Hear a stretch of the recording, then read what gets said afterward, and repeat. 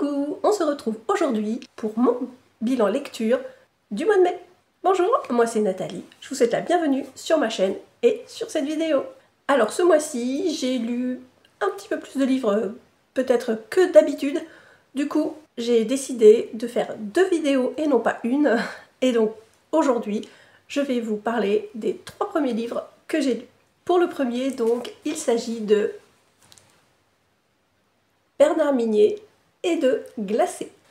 Vous savez, depuis le temps que j'entends parler de Bernard Minier, et puis surtout avec la sortie de son dernier roman, je m'étais promis de découvrir enfin cet auteur. Je vous lis de suite la 4e de couverture pour vous donner une idée du thème abordé dans ce livre. Dans une vallée encaissée des Pyrénées, au petit matin d'une journée glaciale de décembre, les ouvriers d'une centrale hydroélectrique découvrent le corps sans tête d'un cheval accroché à la falaise. Ce même jour, un jeune psychologue prend son premier poste dans le centre psychiatrique de haute sécurité qui surplombe la vallée. Le commandant Servaz, flic hypocondriaque et intuitif, se voit confier l'enquête la plus étrange de toute sa carrière. Le Figaro littéraire a d'ailleurs écrit « Retenez bien ce nom, Bernard Minier ». Bon, je crois qu'il avait eu le nez fin, hein, il faut bien le dire. Avec ce roman, j'ai donc fait la connaissance, enfin, du commissaire Servaz, dont j'ai beaucoup entendu parler, et de son équipe, notamment Espérandieu et sa femme, avec lesquels on sent que des liens très particuliers risquent de se nouer. Cette enquête commence par un crime atroce, qui nous met d'entrée dans l'ambiance, puisqu'il s'agit du meurtre d'un cheval qu'on a décapité et dont le corps a été suspendu ou accroché à la montagne jouxtant à un centre psychiatrique de haute sécurité. Puis, ce sont des hommes qui ont été retrouvés pendus à leur tour et qui, semble-t-il, ont eu des liens très étroits par le passé. Et surtout, se seraient eux-mêmes rendus coupables de nombreux viols auprès de jeunes adultes et adolescents, mais qui jamais n'auraient été ennuyés par la justice, puisque la seule plainte à ce jour ayant été portée contre eux a très vite été retirée. Pourtant, même s'il est évident que ces nouveaux crimes ont un lien direct avec ce passé, on se demande en quoi ce cheval décapité pourrait aider à faire avancer cette enquête, si ce n'est à montrer du doigt justement ce centre psychiatrique très particulier. J'ai d'ailleurs beaucoup aimé suivre d'une part cette enquête du commissaire Servaz et d'autre part découvrir petit à petit sa personnalité très touchante. Déjà ne serait-ce que par exemple, il n'hésite pas à admettre ses torts face à ses hommes, ce qui est plutôt rare pour un chef, il faut bien le dire. D'autre part, on suit donc l'enquête que mène également en parallèle Diane, une jeune psychiatre arrivée dans ce centre le jour même du premier meurtre, c'est-à-dire celui du cheval, et qui rapidement se sent très mal à l'aise dans ces lieux. Bon, en même temps, on peut la comprendre. Elle sent en fait rapidement que quelque chose d'anormal se trame entre ces 4 murs. Donc, on suit les 2 enquêtes en parallèle, et ce que j'ai beaucoup aimé, c'est qu'en fait, ils ne se rencontrent pas du tout. Du moins, ils ne se rencontrent qu'à la fin. Une fin plutôt explosive, je dirais. Non, je ne vais pas vous dire la fin non plus. Mais vraiment, j'ai adoré. Et je comprends enfin le succès de Bernard Minier. J'avoue qu'il est vraiment totalement justifié et pour le coup, j'ai hâte de lire la suite. De lire la suite des enquêtes du commandant Servaz. J'ai vraiment adoré ce livre et chaque soir, j'avais beaucoup de mal à lâcher le livre, oui. Mais en même temps, bon, c'est quand même un bon pavé, il fait 700 et quelques pages, donc je pouvais pas lire tout d'un seul coup, évidemment.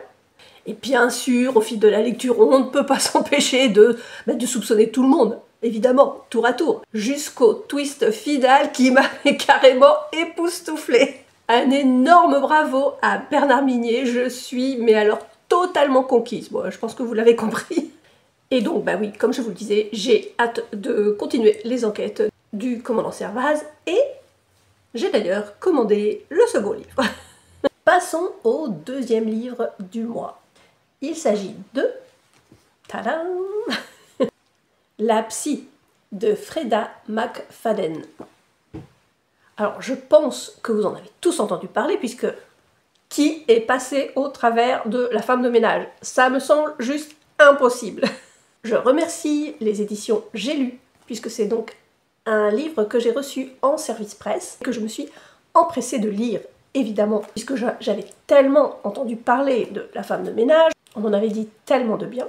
Mais bon, je crois qu'il y a 3 tomes, un dernier vient de sortir d'ailleurs, me semble-t-il. Du coup, quand La Psy est sortie, je me suis dit que ce serait peut-être intéressant de commencer par ce livre-là. Je vous lis la 4e de couverture. Bon, et alors là, c'est écrit petit, donc je mets mes lunettes. Jeunes mariés, Tricia et Ethan recherchent la maison de leurs rêves. Alors qu'ils visitent le manoir isolé de la docteure Adrienne Hall, une psychiatre disparue 3 ans plus tôt, ils se retrouvent piégés par une violente tempête de neige, au grand effroi de Tricia, qui est persuadée que quelque chose de terrible s'est produit dans cette demeure. Et puis, il y a ces empreintes de pas récentes sur le parquet, comme si quelqu'un vivait encore là.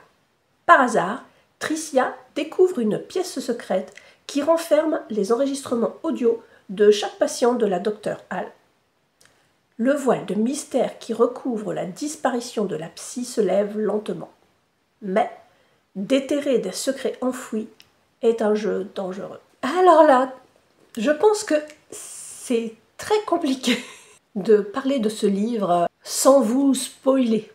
Parce qu'en fait, il se passe des choses à toutes les pages. Et en fait, on s'aperçoit que tous les héros du livre ont eu des liens les uns les autres à un moment donné. Et en fait, j'avais vraiment l'impression qu'à chaque fois qu'un nouveau personnage entrait en scène, je tenais le coupable potentiel. Mais vraiment. Donc, dès l'arrivée de Tricia et Ethan dans ce manoir, il y a une ambiance qui s'installe, qui nous fait penser un petit peu aux films, qui font un petit peu peur, voilà. Vous savez, on imagine bien une musique, pas glauque, c'est pas le terme, mais voilà, une musique un peu sombre, enfin voilà, qui fait monter l'angoisse.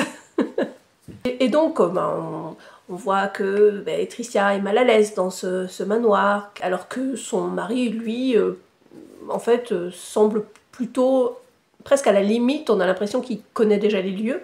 Et donc, durant la première nuit, parce qu'ils se retrouvent donc bloqués dans ce manoir, comme ils étaient venus là pour visiter, en fait, pour savoir s'ils allaient l'acheter, mais en fait, la personne qui devait leur faire visiter n'arrive jamais, et donc il y a une tempête de neige qui arrive, et donc voilà, donc ils se retrouvent bloqués dans ce manoir, et donc, bon gré mal gré, Tricia admet que, en fait, ils n'ont pas d'autre choix que de rester, et lors de la nuit, pendant que son mari dort, à un moment donné, elle croit entendre du bruit et elle se réveille, donc elle se lève.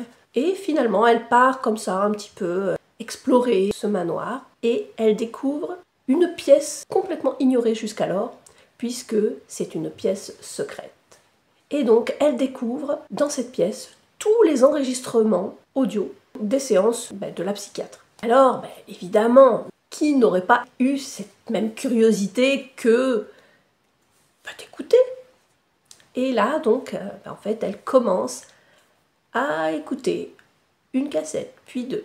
Et donc, on découvre en même temps qu'elle des personnages qui, potentiellement, pourraient bien être coupables de meurtre. Mais je ne vais pas vous en dire plus parce que sinon, je vous raconterai toute l'histoire et je vous gâcherai le plaisir. Parce que vraiment... Mais quelle fin, mes amis, quelle fin! Donc, effectivement, si la psy est à l'image de ce qu'était la femme de ménage, je comprends l'engouement.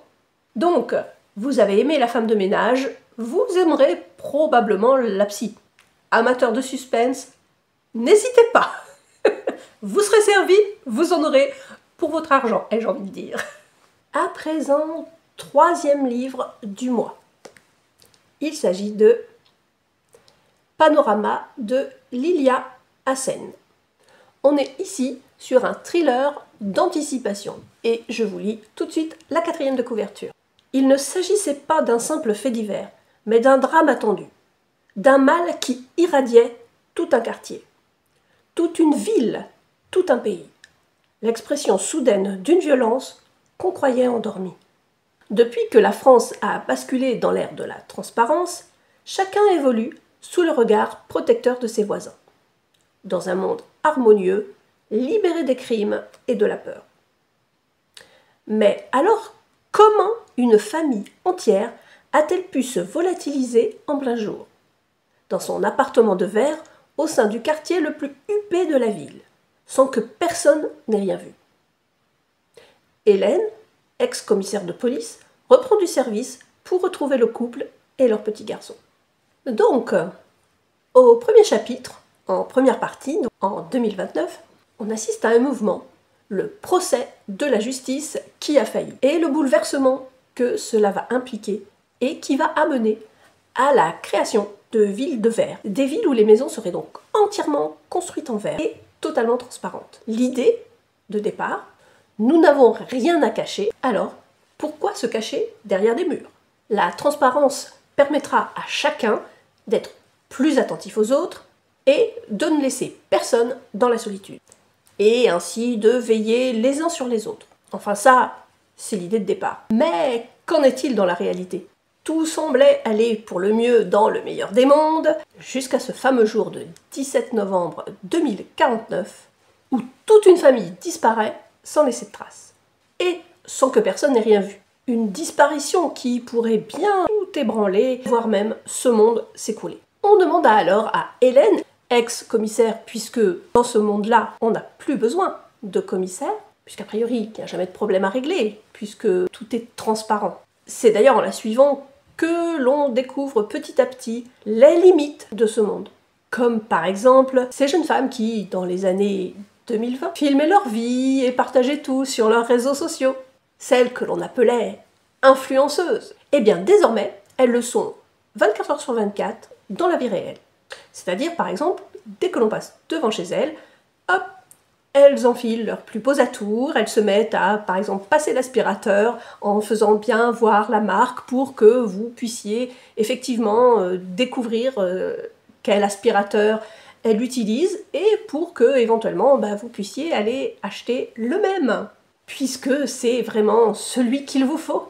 Alors personnellement, déjà rien que ça, j'ai beaucoup aimé ce petit clin d'œil, parce que ça m'a fait sourire, et en même temps, ça nous met quand même face à quelques réalités qui font un petit peu grincer des dents et qui nous font poser des questions, déjà. Et donc là, c'est vraiment poussé à l'extrême, puisque, en fait, tout dans leur maison, y compris ce qu'elles portent elles-mêmes, ce qu'elles mangent, peut être prétexte à des mises en avant en direct. En fait, c'est leur vie même qui est sponsorisée. Mais bon, ceci n'est rien, disons, par rapport à d'autres aspects de cette société.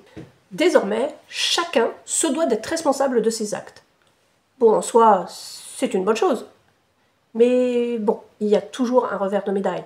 Ne l'oublions jamais. Et là, on pousse la responsabilité à l'extrême, puisque une loi a été votée et qui fait que, en fait, à partir de 7 ans, on est responsable de ses actes.